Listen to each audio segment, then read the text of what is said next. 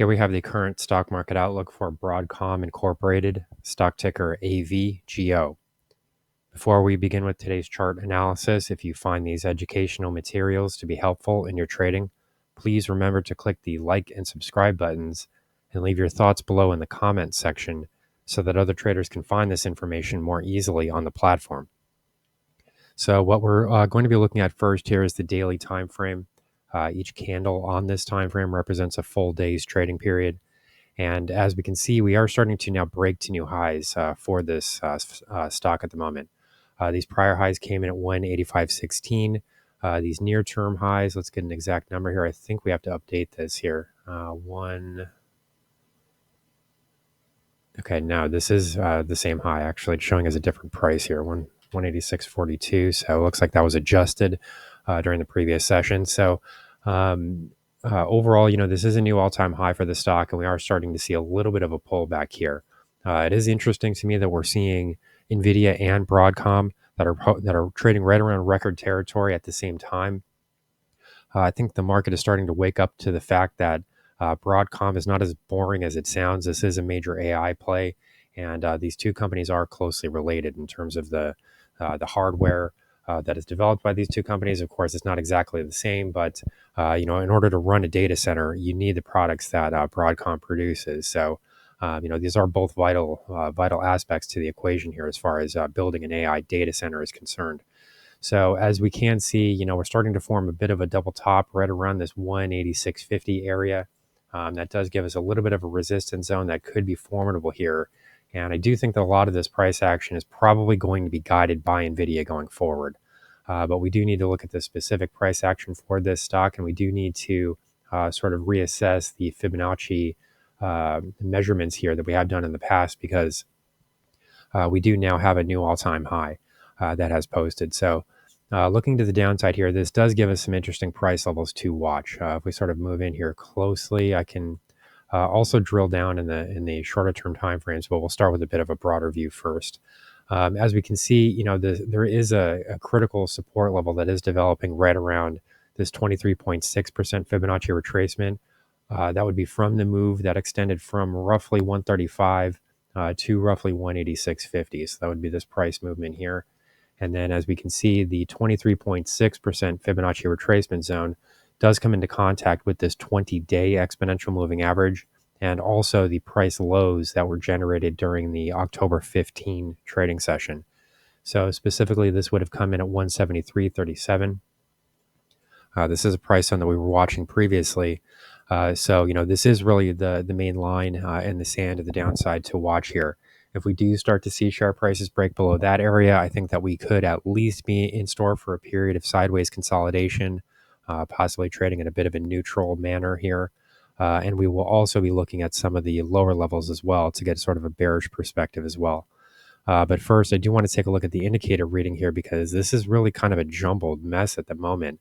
This really isn't telling us anything at all, to be perfectly honest. And that's a little bit worrisome, because we're starting to trade at these upper levels like this, and you would like to see some more positive momentum that's supporting the stock, but there really isn't anything at all going on here. There's no way to develop a trend here. Nothing here really seems to make a whole lot of sense. So there's really nothing going on. I really shouldn't even be drawing these charts, but I'm just drawing these trend lines on the chart. But I just want to emphasize the fact that there is no trend here. There really is no signal that can be developed here, other than the fact that we are trading sort of near the midpoint of the histogram. Currently, this relative strength index reading comes in right around 55.5. So that is a little bit in positive territory here, but there's still a lot of room to extend here before share prices would start to become overbought. So, that really does, apply to both directions. However, we could see share prices move significantly lower as well before we would actually see the stock reach into oversold territory. So, there's not a lot, not a lot that can be seen in this chart. So we will move down to the lower time frames here to try to get a better assessment. But this was useful because we were able to see where this 20-period exponential moving average rests. And then we can also see that this 100-period exponential moving average is starting to move into that 38.2% Fibonacci retracement as well. So I'll just add one more level here to the downside at 166.80. It's really 166.83, but we'll just call this 166.80. The reason I mentioned this area is because it's the 38.2% Fibonacci retracement of this extending move here. And then it does look as though this 100-day exponential moving average is ready to start to move into that territory.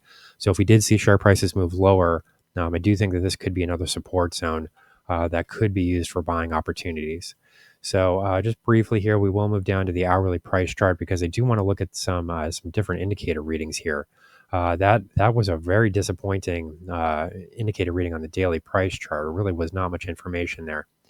We can see some more evidence of bullish activity in the hourly time frame, as we can see here.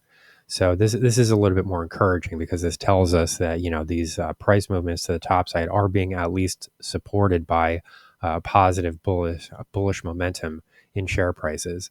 You could possibly make the argument here that there's a little bit of downside here, but that's almost a flat line. So I really wouldn't be too concerned about this being considered a downtrend momentum condition, and I would mostly be looking at this uptrend line here. So we are sort of trading close to there at the moment. If we do see the relative strength index break below here, that would be a negative signal, and then that would possibly suggest that we have now found a near-term top right around 186.50. If we lose this trend momentum, that would then suggest that a top could be in place right around that area, and that it would make more sense for investors to wait for a pullback rather than to simply buy the stock at those upper levels.